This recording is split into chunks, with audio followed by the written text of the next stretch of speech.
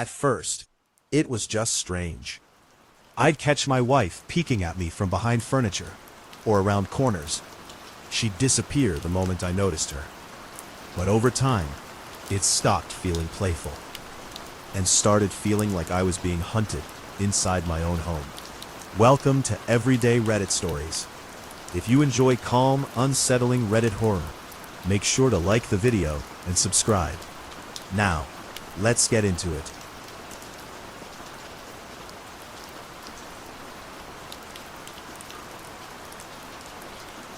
My wife, Lynn, and I have been together for 6 years and married for 11 months. Our entire history together has been very normal, and never once have I noticed any weird behaviors or red flags.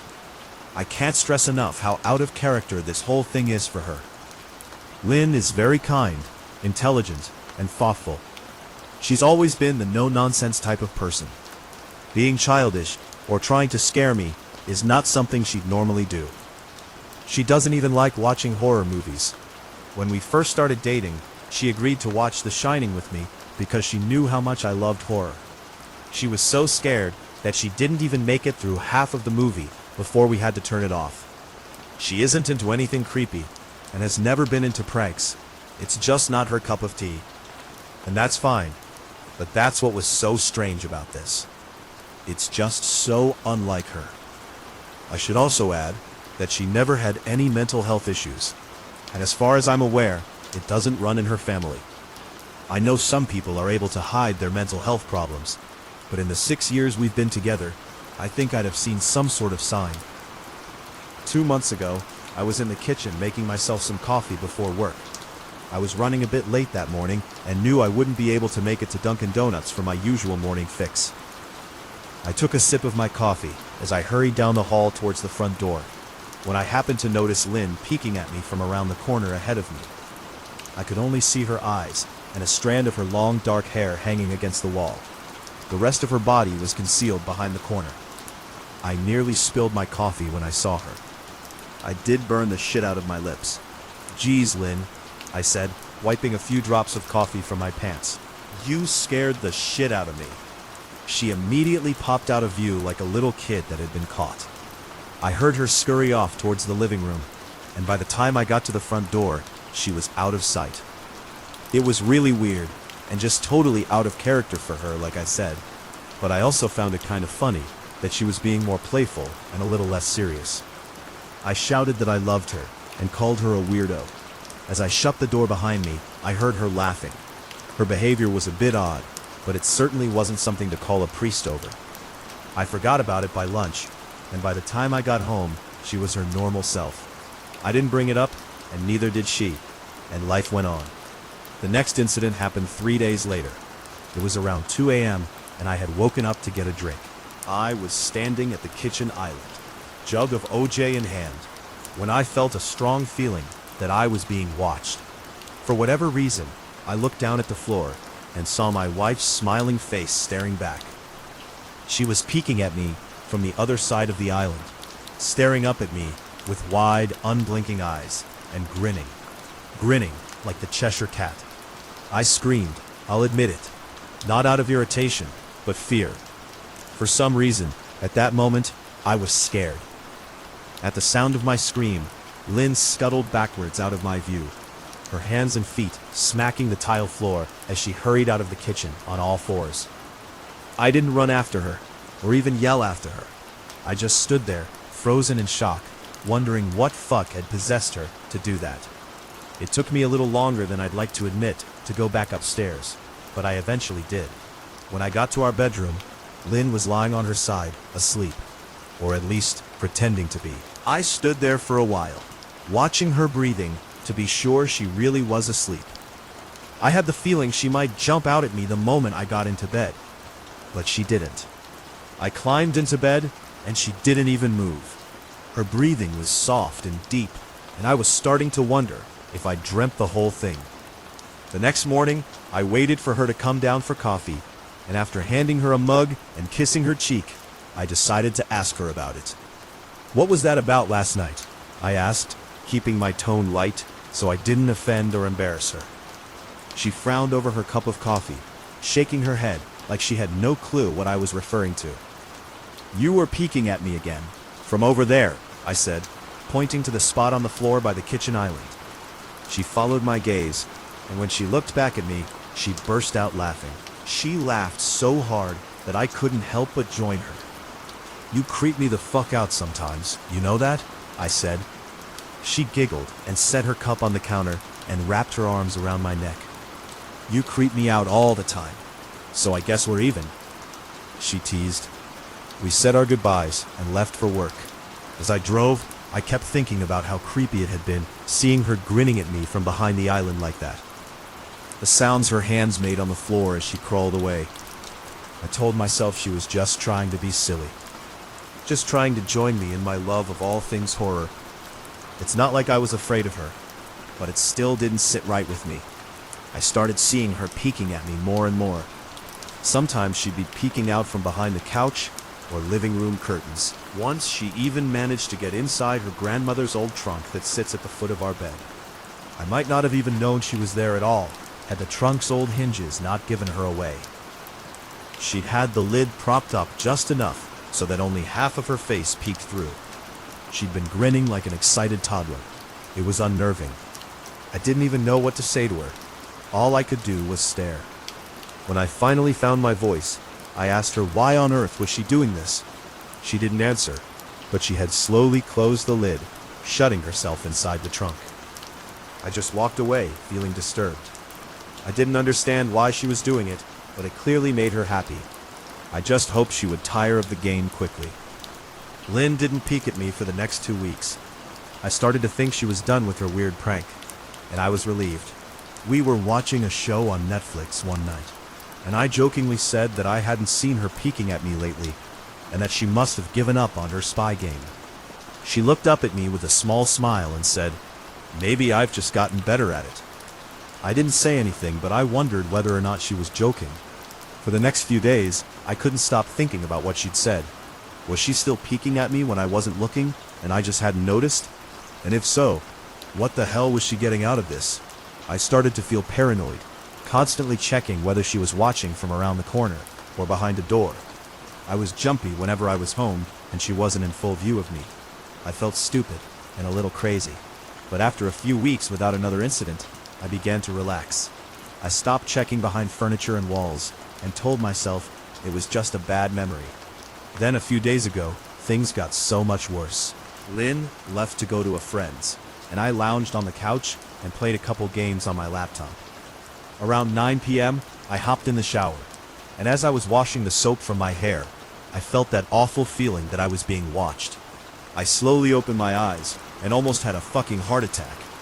Lynn was peeking from behind the shower curtain, her entire head stretched into the shower, leaving just her body outside. Her long, dark hair hung against the curtain, the ends dripping with water. Her mouth hung open in a terrible grin, eyes wide and red, as if she hadn't blinked in a while.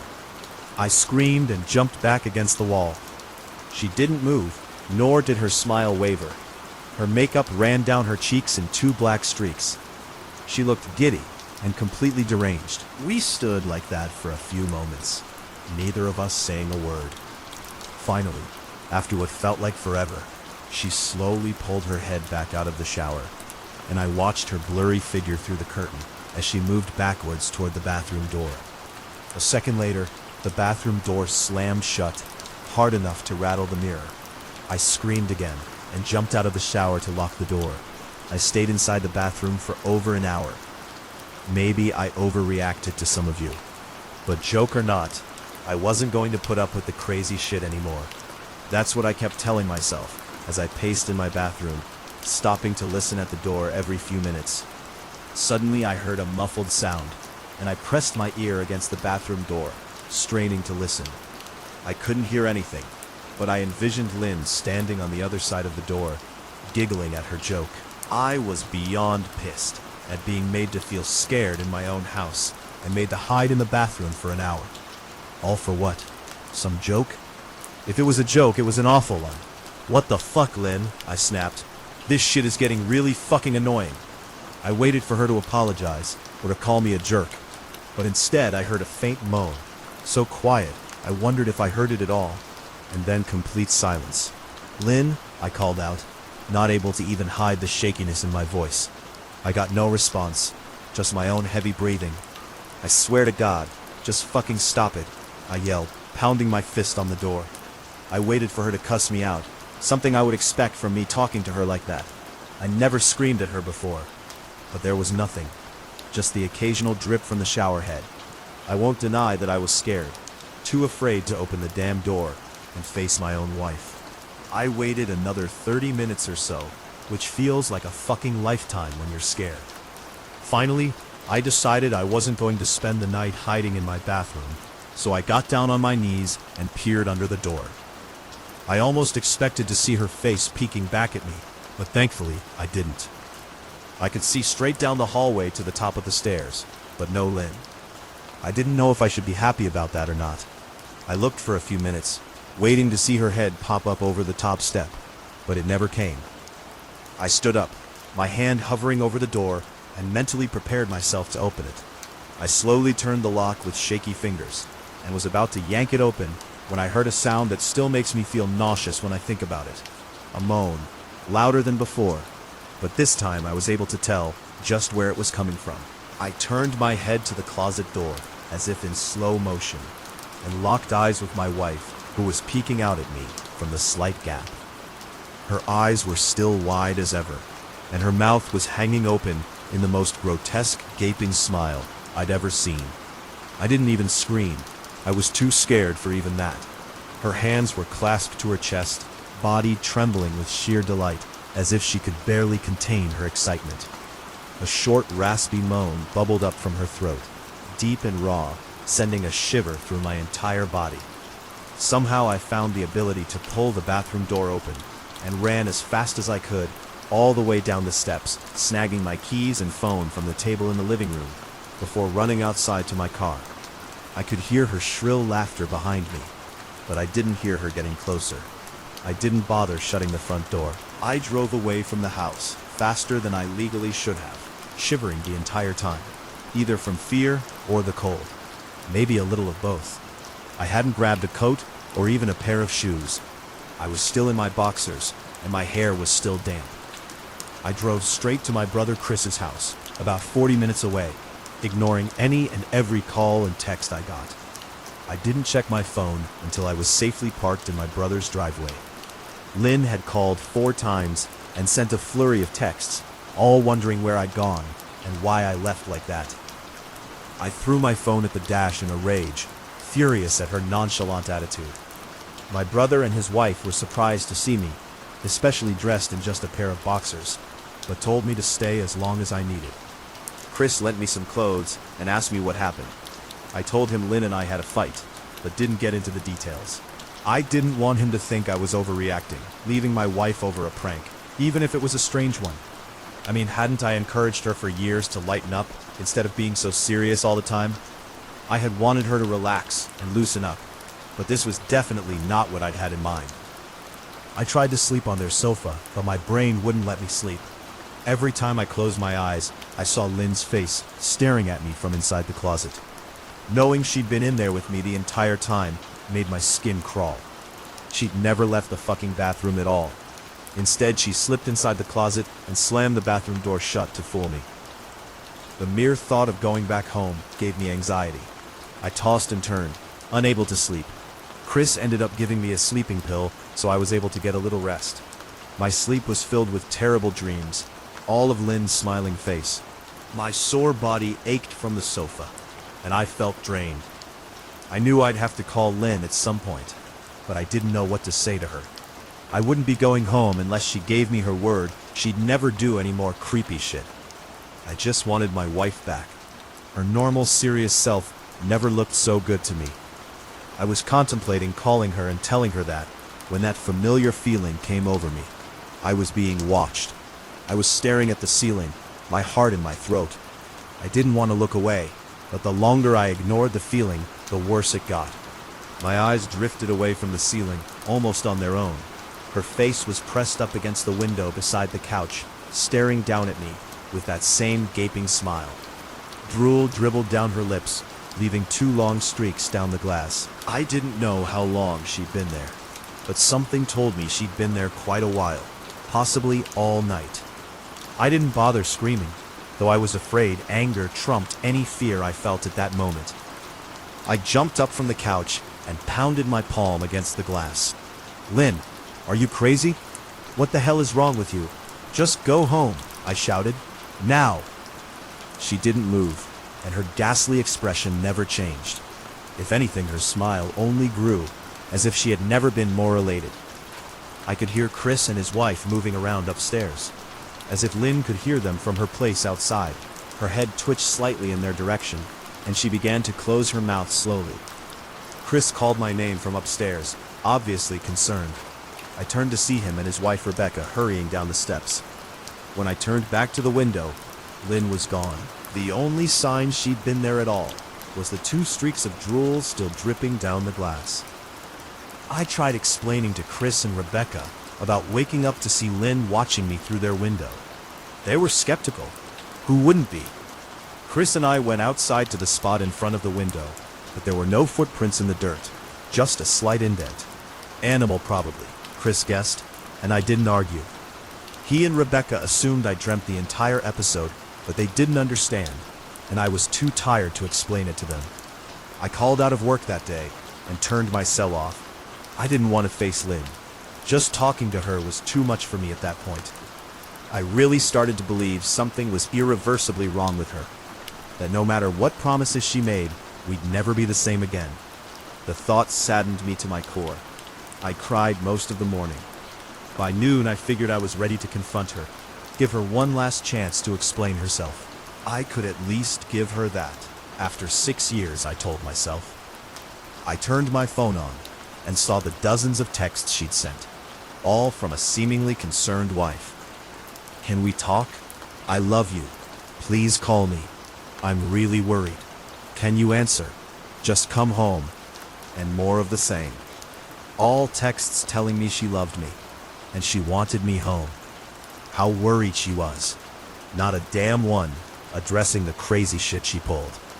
Like she hadn't been acting like a character from a Stephen King book. Even her texts were different. She normally texted novels just to tell me to pick up a loaf of bread. You'd think she'd have more to say to me after her bizarre shenanigans. I know it probably seems childish to some of you who are miles away from this situation. But if you saw the way Lynn had looked at me, how she scampered away on all fours, like some wild animal, grinning at me from inside the closet, like a lunatic, then I think you'd find my reaction was warranted. I ended up staying with Chris and Rebecca for another night. I didn't wake up yesterday until afternoon, and thankfully I didn't see Lynn's face watching me through the window. I don't want to pry, because it's not my place, but is this fight something that can be mended? Rebecca asked. She'd made us both a sandwich for lunch, and I knew she wanted to breach the subject without seeming to be nosy. I don't know, she's like a different person, I said, choosing my words carefully. I still wasn't ready for her or Chris to know the full extent of the batshit craziness I had been dealing with. People change, Ben, but she's still the same woman you married. Maybe you both just need to talk through your issues. Whatever's going on, I'm sure it can be fixed, she said, ever the peacemaker. I think it's beyond that now. I don't think talking would help. I just don't trust her, I said. I missed and loved my wife. But how could I live with someone like that? Living in constant fear didn't sound too appealing. Lynn loves you. She has to be absolutely crushed, she said. I don't know about that, I said. Well, she certainly seemed like it to me. I've never seen her so upset. Very much unlike the Lynn I know, Rebecca said, shaking her head sadly. It took a full minute for her words to really sink in, and when they did, I felt dread worming its way through my skin. Wait, what do you mean? You saw her? You saw Lynn? I asked, my mouth suddenly dry. Rebecca nodded casually as if that fact wasn't nightmare fuel.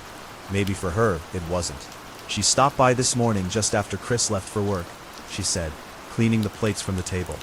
I didn't see her car, though. Maybe she took an Uber or something. Beck, what did she say? Did she come inside? I asked, sweat starting to break out on my forehead. I began looking around, examining corners as though a predator lurked behind them. No, she just asked if you were awake yet, and I said that you weren't. I asked if she wanted me to wake you, but she said no. Just said to let you sleep, she said as she washed the dishes. That's all? She didn't say anything else? I asked. No, she looked awful though, like she hadn't slept in days. I think you should call her. I got up from the table and thanked Rebecca for lunch. I felt a little bit better at the knowledge that at least she hadn't come inside. Still, I needed to double check that the doors were locked. I sat for a while trying to figure out what to do next. I didn't want to go home, but I felt that I owed it to Lynn to help her if I could. Hadn't I swore an oath to love and honor her through sickness and in health? Clearly, she was very sick. If she was sick, which I truly believe she was, I had to try and get her the help she needed. But I didn't even know where to start. I didn't want to call the police, and besides, what the hell was I going to tell them? That my wife was peeking at me? That she was being creepy? As bizarre as she'd been, she still hadn't committed any crime. Not yet, anyway. The police would have probably said that I was overreacting. But this wasn't some prank. It felt wrong, dangerous even, like something sinister lurked beneath her smile. I knew as her husband, I was well within my rights to have her committed. But what if she simply acted normal in their presence? She'd obviously been able to fool Rebecca into thinking she was just a concerned wife. As long as the doctors didn't find her a danger to herself or others, they'd have no choice but to release her after 72 hours. I felt lost and overwhelmed. So I did what any husband in my position would do. I called her mother. I didn't want to, believe me. Her mother, Marianne, and I were never on the best of terms. We'd never fought or anything like that. She just wasn't a very warm person and wasn't really easy to get along with. She hardly ever smiled, and when she did, only her lips would move into a thin-lipped smile, leaving her eyes as blank as before. She gave off this aura that felt like she was permanently on the offensive. I'd only met her twice, and both times were for such short visits. I got the impression she didn't approve of me for her daughter. Lynn always ushered us out quickly, as she didn't want me to feel uncomfortable, which I was grateful for. Being in her mother's company felt almost unbearable, like walking on glass. I was glad when we moved 3 states away, so we didn't have to see her often. I was happy to avoid the woman, but I needed her help. I really didn't want to talk to her at all, but I had to talk to someone, and someone who knew Lynn better than I did. So I grit my teeth and did what I had to. Yes, she answered, already sounding irritated. Marianne, it's me, Ben. Do you have a minute to talk? I asked. I could hear her cluck her tongue in irritation. I'm in the middle of writing some checks, but if you insist, I suppose I can spare a moment. What is it that you want to discuss, Benjamin? She said, coolly. It's about Lynn. She's been acting strangely, and I was wondering if you had any idea whether there was something. I was quickly interrupted. It's a bit difficult to follow your rambling, Benjamin. What is that you want from me? I could almost see her standing there, in her thin sweater and slacks, tapping her fingernails impatiently on the table. I wanted to know if you'd ever noticed any odd behavior, or possibly any mental health issues, I asked. There was a long, uncomfortable pause that I couldn't tell was because she was just thinking, or something else. Finally, after a few seconds, she spoke. I'm not sure if this is one of your jokes, Benjamin, but if so, I don't find the humor in it. Now, I do have business to attend to, as I've said, so if you don't mind, she said, but I cut her off before she could get rid of me. Marianne, it's not a joke. I'm sincerely concerned about Lynn's mental health. Her behavior has been very erratic lately. I'm very worried about her, and I figured as her mother you would be as well, I said, my frustration evident in my voice. If you're truly concerned, then I suggest you get the health professionals involved. I don't know what you expect of me, she snapped. I could tell she was seconds away from hanging up, and for some reason I was desperate not to let her. I had the feeling that she knew a lot more than she was letting on. Please, if not for me, do it for Lynn, I tried. I heard a faint, shaky intake of breath, as if she were trying to hold her steely persona together, but failing. "Marianne, what's rough?" I started. "Benjamin, I don't know what to tell you. My only advice would be to seek professional help. Do not call here again. Goodbye." I tried to call out to her, but she'd hung up. I tried to wrap my head around the call and her refusal to help me. Even if she didn't like me, why wouldn't she want to help her own daughter? I couldn't understand that. I tried to replay the conversation, desperate to find something I missed. After a while, I almost gave up until I remembered her last words to me. "Seek professional help," she'd said those words with a bit of urgency. I could have just been grasping at straws, but no. I was sure her voice had changed ever so slightly when she'd said that, as if they were very important. What had she meant? I assumed she'd been referring to medical professionals, but maybe she was referring to someone else. Someone that she didn't, for some reason, feel comfortable saying directly. Or maybe I was just desperate. I waited for Chris to get home, and after a very long and exhausting conversation with him and Rebecca, I convinced them that Lynn truly needed psychiatric help. I didn't tell them everything. I wasn't prepared to go into it yet, but I told them about our last encounter, how she'd hidden in the bathroom, peeking at me from the closet. They were obviously shocked, but thankfully they believed me. They too just wanted to help her. Still, they didn't think it was all that serious. Weird, maybe, but not dangerous. They just kept saying that Lynn had to be playing some kind of weird joke. "Maybe for YouTube?" Rebecca offered, if only half-heartedly. Chris didn't think we should involve the police just yet. He offered instead to go with me, and I readily accepted. He reasoned that calmly talking to her, trying to coax her into going willingly, was the best recourse. At least I wouldn't be going into that house alone. We drove over this morning, just after breakfast. There was no way I was going at night. When we pulled into the driveway, my stomach began doing somersaults. Her car wasn't there, but I still didn't let my guard down. The front door was ajar, and for a split second, I thought we'd see her eyes staring through the gap. I was shaking and starting to sweat. Chris, however, was fine.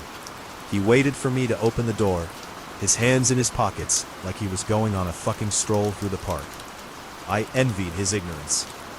I pushed the door open and was immediately hit with the stench of rot.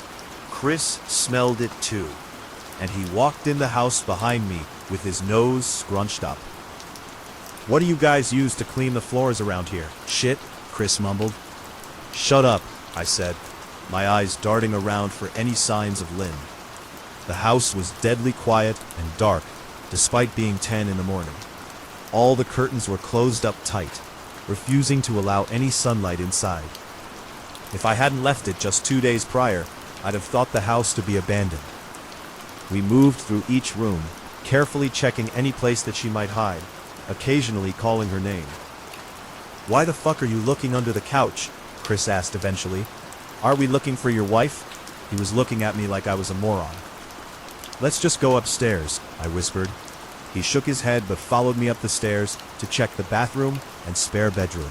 On the way up, my shoes crunched over pieces of glass that looked to be littered over a few of the steps. I noticed that one of Lynn and my wedding portraits that hung on the wall along the staircase had been smashed. The frame hung crookedly, all the glass removed. I stared at the picture, a lump forming in my throat. We had taken the photo just after leaving the church, after saying our vows. She looked so beautiful in her white gown. I looked at Lynn's beautiful face. I never dreamed her face would ever be a source of terror for me. We climbed the rest of the steps and checked the spare bedroom, but it looked completely untouched. I was hesitant to go into the bathroom, my fear from that night coming back to me all at once. Chris noticed and offered to go in by himself, but I couldn't let him do that. So we walked in together, checking the closet and the shower. The bathroom looked as if it hadn't been touched since the night I left. "I don't think she's here, Ben. Why don't you pack some clothes, and we'll try coming back tomorrow or something," Chris said. I nodded and went into our bedroom and shoved some clothes into a duffel bag. When I checked inside our closet, I came across the source of the smell and gagged. Chris took one look and lost all color in his face. He had to go stand by the stairs to get away from the sight and smell. I gazed down in shock at what lay inside my bedroom closet. Soaking into the rug were at least a dozen eyeballs, all carefully laid out in pairs. Some were as large as a quarter, while others were as tiny as a marble. I stared down at the eyes she'd collected from small animals, and I wondered how she'd gotten them, and shuddered at the thought. Man, I thought I had it bad with Becca's shoe addiction. But fuck me. Your wife's in here collecting eyeballs, Chris said, gagging. Ben, I think we should go, he called from the hall. I'm getting nauseous. All right. I grabbed my duffel and shut the closet door on my new nightmare. I stepped out into the hall and took a deep breath of air. I could taste the rot on my tongue, and I couldn't help but gag. Who the fuck lines up eyeballs in their closet like that? Chris mumbled. I tried to tell you she needed help, I said. She doesn't need help, Ben. She needs a fucking exorcist, he said. You coming or what? I can't stand the smell any. His words died in his throat, and his eyes grew wide with fear. I didn't ask him why. I could feel it. Someone was watching me, and I didn't think it was the eyes in the closet. I turned around, my eyes slowly scanning the bedroom. Christ, I whispered, as I finally saw what we'd missed. Under the bed, curled on her side, watching us with the excitement of a kid on Christmas morning, was my wife. She held her hands together just under her chin, and they were shaking eagerly. Now that she knew she'd been found, I could hear the quiet noises she was making, a sort of hiccuping sound in her throat, as if the excitement was just too much for her. It was unnerving, to say the least. Wide eyes, and that same huge smile. Everything in me told me to run, but I forced it away. This was my wife. No matter how twisted, she was still the woman I married. I had to help her. Lynn, I said softly. She didn't respond, but her head bobbed back and forth in two quick little movements, as if she were nodding. Baby, I just want to help, okay? Can you let me do that? I had taken a single step forward, approaching her like some kind of dangerous animal. I love you, Lynn, I said softly, taking another step closer. She let a tiny moan escape her wide-open mouth, and I had to resist the urge to run. Her shoulders were starting to quiver, and her eyes grew as large as saucers. I crouched down so I could see her better, and immediately saw the blood. Her hands were covered in it. They trembled more the closer I got, as if she was barely able to contain herself. Lynn, are you hurt? You're bleeding, I said. She bobbed her head again, her bloody fingers moving up and down, as if playing an invisible piano. They occasionally grazed her chin, leaving smears of blood on her skin. I wanted to recoil in disgust. The smell that was coming off of her was revolting. I could feel the vomit trying to climb up my throat. Her lips were dry and stretched thin, blood seeping between the cracks. I knew she wouldn't come out on her own, but I didn't want to leave her in the state she was in. I scooted closer and reached out to her. The excited hiccuping sounds got louder, and her hands shook, fingers flexing. It was then that I could see the blood oozing from in between her fingers. Oh my God, Lynn, you're bleeding, I said. Instinctively, I reached out to take her hand, but before I could even touch her, her hand sprang out towards me. A sharp pain shot through my arm, and I fell back on my ass. My arm burned, and I could see the blood dripping down onto the carpet. I looked back at her in shock, and saw her grinning madly, her fingers clutching a large shard of glass. You all right in there? Chris asked from behind me. I turned my head slightly and nodded to him, cradling my arm to my chest. When I turned back to face Lynn, I saw that her focus had shifted. She wasn't looking at me anymore, and she wasn't smiling anymore either. She was staring past me, her eyes glaring at Chris the way a hungry lion might stare at an antelope. Her mouth was still hanging open, but it was twisted into a snarl. I got to my feet and began walking backwards down the hall, afraid to take my eyes off her. Are you bleeding? Chris asked. The moment the words left his mouth, Lynn started fast scooting out from under the bed, the glass shards still in her fist. "Chris, run, go," I yelled. He must have been too afraid to move, because a second later, I felt my back bump into him. He was still standing at the top of the stairs, staring at the horror that was my wife. Lynn had crawled completely out from under the bed and stood in the bedroom doorway, her face twisted in rage. Her whole body was visibly tense. Blood ran down her fingers and onto the floor. "Jesus, Lynn," Chris said. "You, playing hide and seek?" I reached back and pushed him towards the steps. "Move your ass, Chris," I said, as quietly but firmly as I could.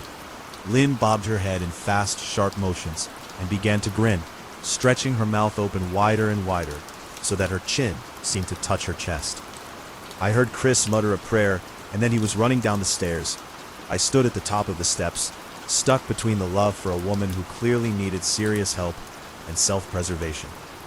"I only want to help," I said, choking back tears. Her eyes focused on me once again as she slowly lifted the glass, holding it out in front of her. And then she started sprinting towards me, grinning with utter excitement. Thankfully, my body took over, and I flew down the stairs, skipping 2 or 3 at a time. I made it to the front door before I felt her leap onto my back, wrapping her arms around my neck, her open mouth next to my ear, so that I could hear those terrible hiccuping sounds up close. I shook her off me, knocking her to the floor.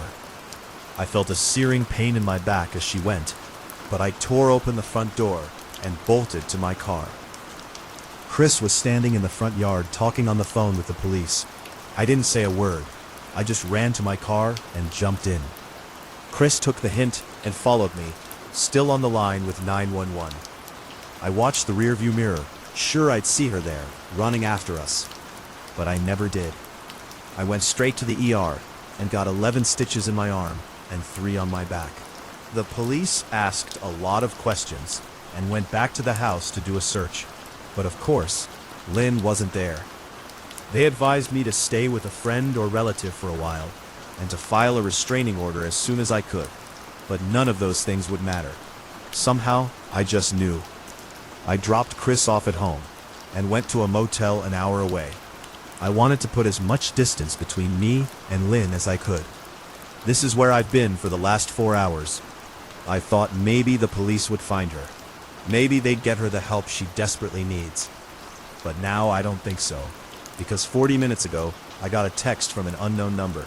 Just 3 words, "I found you," and a picture attached. The picture was dark and grainy, but I instantly knew what it was. There was no mistaking my wife's eye.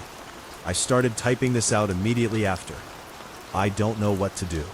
I'm alone and scared, and I can't help but feel that I'm being watched.